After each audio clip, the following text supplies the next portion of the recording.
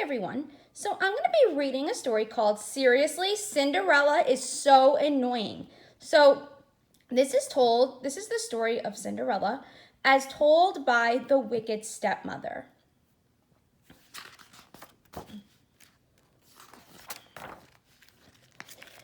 You must have heard of me, the wicked stepmother?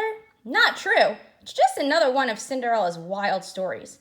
Not as wild as the one about the pumpkin and the fairy godmother. The real story, the true story, began with some chatter and some dust.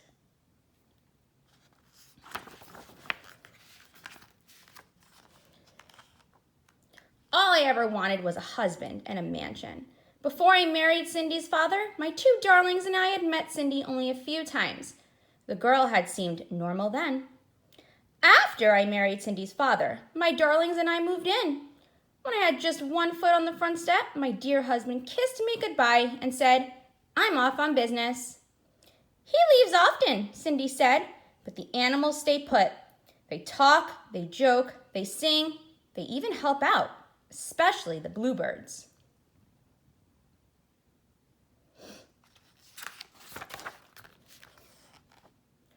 Now, I don't mind a story, but I like facts, not fiction. Soon the girl was talking all kinds of hokey pokey. "Once upon a time," Cindy said, "one of the bluebirds became blue. Not the color, the feeling. His friend had flown south. My darlings and I were stuck near the front door. I just wanted to put away my bags, and that's when I saw it. Dust."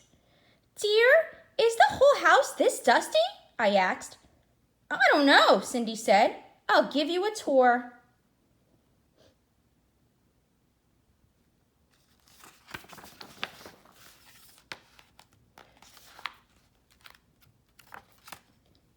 In the dining room, Cindy told stories. In the study, Cindy told stories, nonstop. "Girls," I said, "time to get to work. This place needs a good cleaning." "Once upon a time when I was cleaning," Cindy started. Oh boy.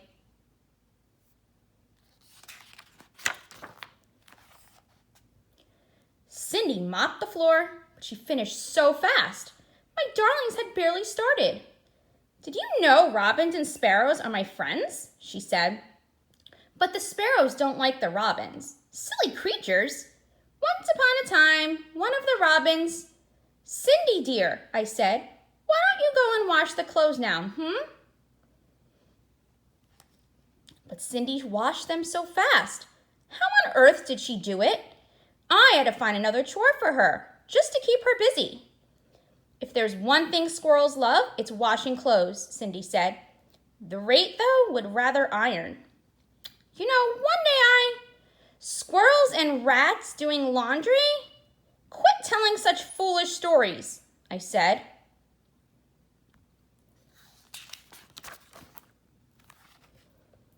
Time passed, but nothing changed. In the garden, Cindy told stories. In the kitchen, Cindy told stories. At dinner, I couldn't hear myself think.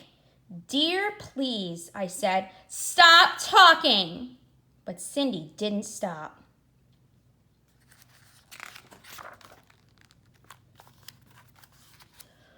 One day, a letter arrived. It was an invitation to the king's ball. The prince would surely fall in love with one of my darlings.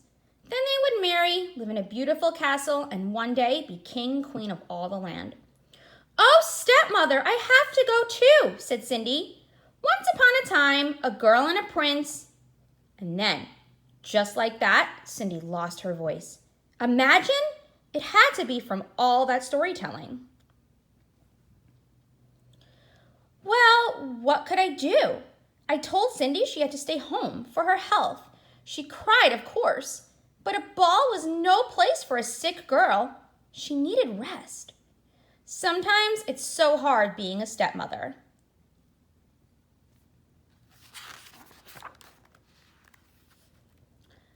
At the ball, my darlings twirled. They whirled. But then some strange girl waltzed in. Her gown was magnificent. I couldn't take my eyes off it. I wondered how much it cost and if my seamstress could copy it for me. The prince and the girl danced and pranced, My poor darlings were left princeless.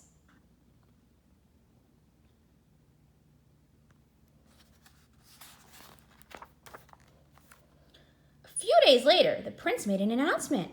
A glass slipper had been left at the castle. The prince would marry the girl whose foot it fit. Our big chance.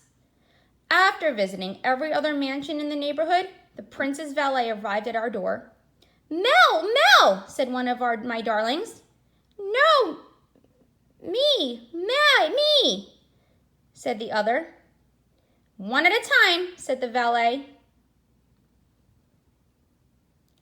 Each girl tried, but the shoe didn't fit.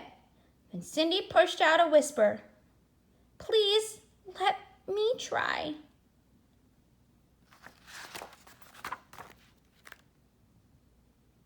The shoe fit. Cindy pulled the match out of her pocket. What? My darlings cried. Cindy pushed out another whisper. She said something about a pumpkin coach and mice that turn into horses. She even added a fairy godmother. Please, there's no such thing.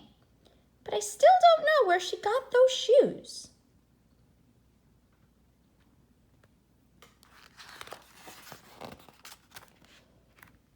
A few days later, the prince married Cindy. Poor man, he had no idea what he was getting himself into. But we lived happily ever after.